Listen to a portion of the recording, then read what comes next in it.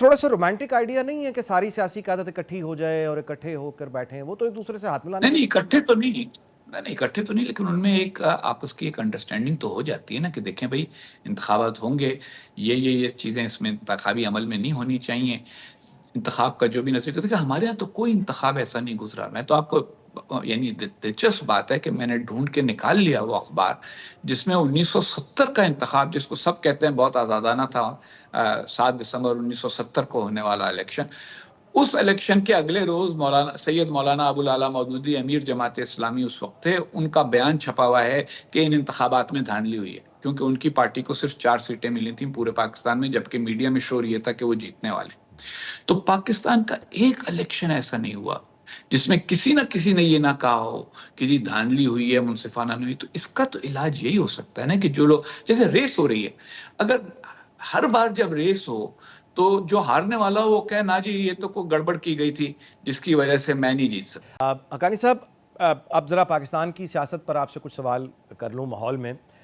کہ ایک جو دباؤ شدید، سٹریس، جو بھی حالات ہیں، ظاہر ہے آپ کی گہری نظر رہی، ایک امید تھی کہ یہ جو انتخابات ہوں گے 2024 کے، اس کے بعد کو ٹھہراؤ آئے گا، استحکام آئے گا، پارٹیز جو ہیں وہ یعنی قبول کر لیں گی، کریں نہ کریں ایک طرح کا ٹھہراؤ استحکام آ جائے گا، لیکن وہ ایک بے چینی نظام کے اندر نظر آ رہی ہے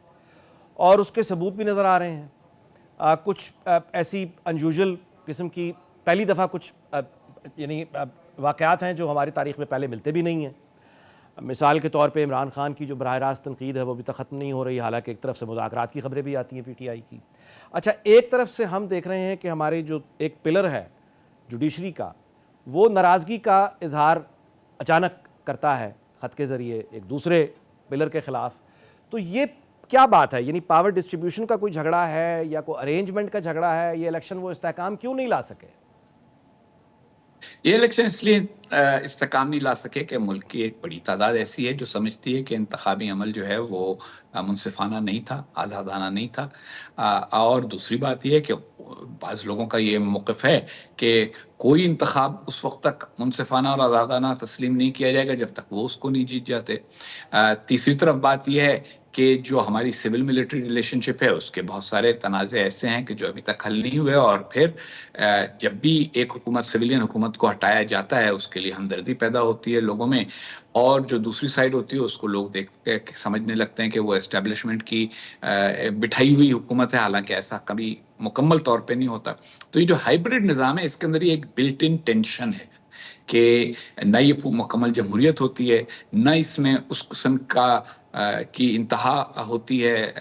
دباؤ کی کہ پورے ملک میں ایک ٹھہراؤ اس وجہ سے ہو کہ کسی کو ہلنے کی مکمل طور پہ اجازت ہی نہ ہو۔ اب ایسی فضا میں یقیناً پاکٹس آف سپورٹ موجود ہیں دونوں نقطہ ہے نظر کے لیے، ان سویلین پارٹیوں کے لیے بھی جو ہمیشہ سے سویلین بالادستی کا مطالبہ کرتے رہی ہیں، جمہوریت کا مطالبہ کرتی رہی ہیں، لیکن اس بار انہوں نے مفاہمت کی ہے اسٹیبلشمنٹ کے ساتھ عمران خان اور ان کی پارٹی کو تنہا کرنے کے لیے۔ دوسری طرف وہ لوگ جو کبھی جنرل مشرف کے بھی حامی تھے، اس سے پہلے بھی عسکری